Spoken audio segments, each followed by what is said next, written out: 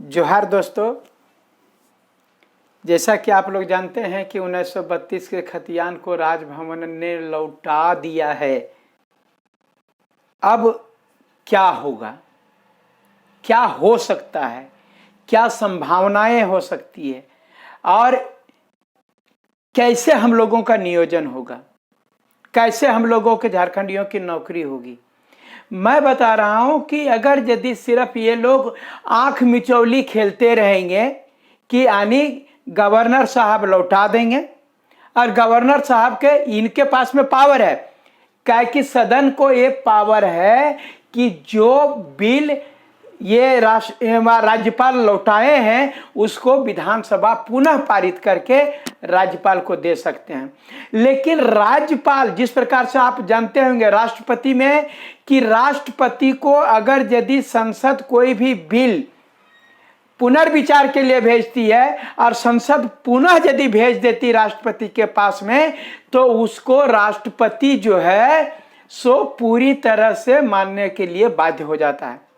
लेकिन यहां पर क्या है कि ये विधानसभा में अगर राज्यपाल उसको रिटर्न कर देती है तो विधानसभा पुनः पास करके देगी। उसके बाद ये राज्यपाल जो है ये राष्ट्रपति को भेजेंगे कि नहीं भगवान जाने, या ये भेज देंगे। तब उसके बाद क्या होगा, भेज देने के बाद में सिर्फ और सिर्फ राजनीति होगी, क्योंकि बहुत सारे लोगों का कहना है कि ये असंभव है। डोमिसाइल इसके पहले बाबूलाल मरांडी के काल में जो है सो डोमिसाइल खत्म हो गया था।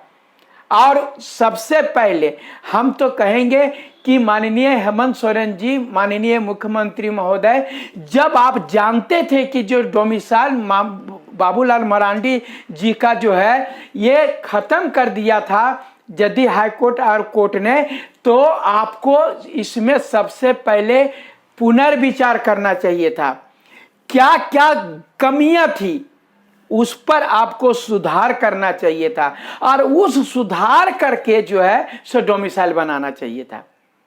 मैं आपको बता रहा हूं, वो सिर्फ डोमिसाइल बोले थे, डोमिसाइल में 32 का बात नहीं किए थे। आप 32 का बात किए हैं। आप तो कुछ लोग जो है इन लोग जो विपक्ष के लोग हैं वो बोलेंगे 32 में तो देश भी आजाद नहीं हुआ था, तो 32 का कहां से आप खतियान का लेकर के आइएगा। तो अंतिम सर्वे का बात करिएगा, अंतिम सर्वे जहां जहां हुआ वो चीज जो है। अब हम इस पचड़ा में नहीं फंसना चाहते हैं कि आप क्या करना चाह रहे हैं। आप माननीय मुख्यमंत्री महोदय सिर्फ आप खतियानी जोहार यात्रा निकालिएगा और घूमते रहिएगा और मूर्ख बनाते रहिएगा कि आप नियोजन भी करिएगा। अभी भी जो है माननीय मुख्यमंत्री महोदय कि आपका 1986 के आधार पर ही यहाँ का आवासीय प्रमाण पत्र, जाति प्रमाण पत्र और जो भी आपका है सब बन रहा है। मैं बता रहा हूं कि अभी भी जो आपने नियुक्ति निकाला था, मैं कह रहा हूं जो नियुक्ति निकाला था, यानी कहिए कि आपने लैब टेक्नीशियन का निकाला, +2 टीचर का निकाला, स्टेनोग्राफ का निकाला, और जितनी भी नियुक्ति आपने जो 20-20 नियुक्तियां अभी वह रद्द है, वो जितना भी निकाले हैं आप में उसने कहा गया था कि आप 2016 के बाद का सर्टिफिकेट दीजिए। और जो वो बनाने के लिए गए थे वहां पर स्पष्ट रूप से बोला गया कि आप 1986 का जो है आप बताइए। कोई भी बाहर का लोग जो है सो यहाँ पर जो नौकरी भी करता था उसके भी आधार पर आपने डोमिसाइल यहाँ का आवासीय प्रमाण पत्र बना दिया है। यानी यहाँ जो नौकरी करता था या तो 1986 के पहले अगर यदि जमीन खरीद लिया था या इसके आधार पर जो है वह आप यहाँ का आवासीय प्रमाण पत्र और जाति प्रमाण पत्र बना रहे थे, तो आप जो है इसके आधार पर भी कर देते हैं तो पर भी जो है हम लोगों का नियुक्ति हो जाएगा। यही कर दीजिए और इसी पर नियोजन नीति दे दीजिए। मैं बता रहा हूं बहुत सारे लड़के कह रहे थे भैया बड़ी बाहरियन बना ले हो, बाहरी जो है से बड़ी हुआ बना ले है 1985 के आवासीय प्रमाण पत्र, जाति प्रमाण पत्र। अरे मित्रों मुझे बताओ, रिकॉर्ड दिखाओ वो वीडियो सीओ को हम बता रहे हैं सस्पेंड नहीं करा दिए तो अब हमको बोलिएगा, डिसमिस होगा। गलत तरीके से जो भी बनाया गया है वह डोमिसाइल या यहाँ का आवासीय प्रमाण पत्र, और वो जो है आवासीय जो बना दिया गया सीओ, वो मनोज यादव का रोकने का काम नहीं है, ये आपका भी काम है। मुझे क्या मालूम किस ब्लॉक में डुप्लीकेट बन रहा है, आप मुझे संज्ञान में दीजिएगा, मैं माननीय मुख्यमंत्री को संज्ञान में दूंगा कि वो उस फलाने ब्लॉक में जो है सो गलत ढंग से बनाया जा रहा है, तब उसको रोकना सिर्फ मेरा काम नहीं है, आपका भी काम है।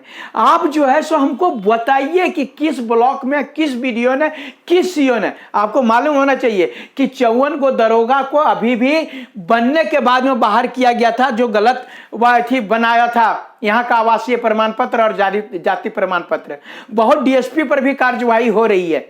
तो आप जो है मुझे बताइए, और उसको हमको सिर्फ आरटीआई में पूछ देना है कि इसके पिताजी का नाम क्या है, इसका घर कहाँ है, सब सारा चीज जो है, उसके बाद उसकी नौकरी स्वतः चली जाएगी। और वो तो जाएगी कि नहीं सो नहीं जानते हैं, वो नौकरी मिलेगा कि वो सर्टिफिकेट बनाने के बाद में जो गलत सर्टिफिकेट होगा उस व्यक्ति का नौकरी लगेगा कि नहीं सो नहीं जानते हैं, लेकिन जो बनाया है जो अधिकारी ओकर नौकरी चला जाएगा वो हम जानते हैं, वो निश्चित रूप से वो बर्बाद हो जाएगा। इसलिए अब हम लोगों को ये कहना है कि आप 1932 नहीं सके, 36 नहीं सके, 42 नहीं सके, 50 नहीं सके, आप कर दीजिए, जो करना है सो करिए, हम नहीं जानते हैं, ये आपका राजनीतिक मुद्दा है। आप 85 और 32 को नाक मत बनाइए।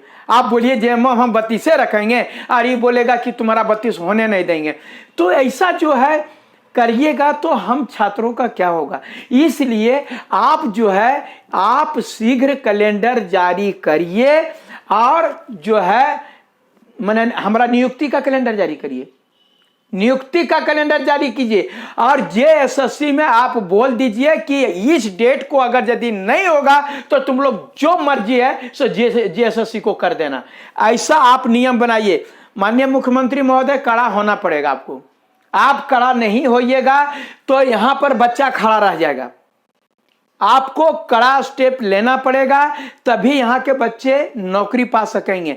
बता रहे हैं कि वह दूसरे राज्य में इस प्रकार का जो है, हम उड़ीसा का फार्म नहीं भर पाते हैं, मध्य प्रदेश हिंदी भाषी क्षेत्र है, मध्य प्रदेश का फार्म नहीं भर पाते हैं, छत्तीसगढ़ का फार्म नहीं भर पाते हैं, तो बाहरी लोग यहाँ का फार्म कैसे भर रहा है। माननीय मुख्यमंत्री महोदय, ये या वहां अकलवा सीख के आइए ना, इतना घुरते हैं, ये जो घर घर खतियानी यात्रा कर रहे हैं, एक बार की यात्रा करिए ना मध्य प्रदेश का, कि वहां काहे बाहरी खून हुआ भर पाता है, आंध्र प्रदेश का करिए वहां काहे नहीं भर पाता है, तमिलनाडु का कीजिए वहां काहे नहीं भर पाता है, तेलंगाना कीजिए वहां काहे नहीं भर पाता है, पश्चिम बंगाल का करिए वहां काहे नहीं भर पाता है। ये कर करके आप जो है 100% जो करना है, आप यहाँ के लोगों को नौकरी दीजिए। 3 साल आप कोरोना में बैठल थे, उसी समय ही बना लिए रहते, और अगर यदि 1 साल पहले ही ये वापस कर दिए होते तो अभी तक फिर हमको दूसरा कानून बनाने का मिलता ना समय, तो कोरोना में सुतल रहे।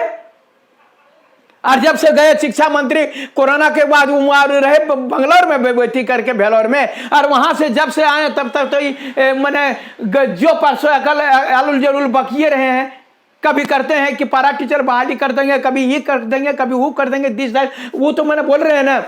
हमको तो लगता है कि सबसे बड़ी बात है उनको आपने शिक्षा मंत्री भी बना दिया और मद्य निषेध मंत्री भी बना दिया है, तो पता ही नहीं चलता है वो मैंने हम लोगों को शिक्षा बढ़ाने की बात कर रहे हैं कि खाली मद्य निषेध की बात कर रहे हैं, हम लोगों को कुछ नहीं पता चलता है। इसलिए मैं बता रहा हूं कि कुल मिलाकर के झारखंड के बच्चों को नौकरी चाहिए, नौकरी। आप जो सरकारी नौकरी रखे हैं ना, जो बार बार पेपर में देते आ रहे हैं, खाली पद खाली पद खाली पद, 1 लाख पद हुआ टीचर में खाली, 1 लाख पद सिपाही में खाली, 1 लाख पद, जितना खाली है वो उसको भर दीजिए, चाहे जैसे भरिए, सिपाही का है, टीचर का है, हाई स्कूल टीचर का है, +2 टीचर का, जितना है दरोगा है, ये सब सारा भर दीजिए। माननीय मुख्यमंत्री महोदय, हमारी यही आपसे विनती है। धन्यवाद।